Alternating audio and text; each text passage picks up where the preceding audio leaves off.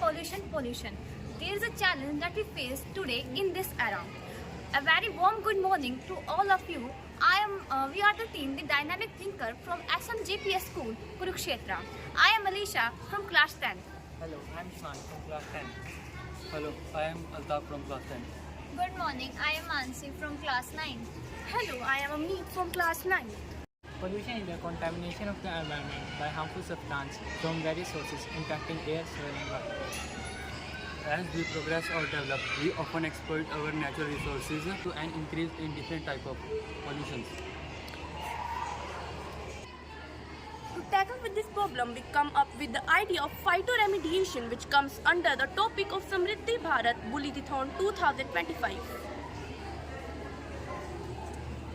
Phytoremediation is a plant-based method for cleaning up various contaminated soil, water and air by using plants to remove disability or sterilize pollution like heavy metals and organic contaminants. Based on the human activities, some of the sites have become the contamination of metal. For example, the soils around the coal mines and the petroleum that can be used for different types of diesel.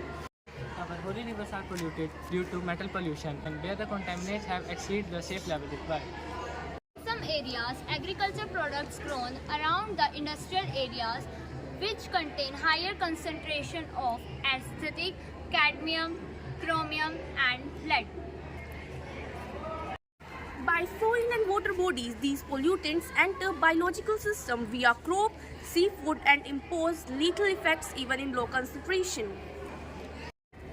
Example, Minumata disease is an example of mercury poisoning that causes neurological as congenital disorder.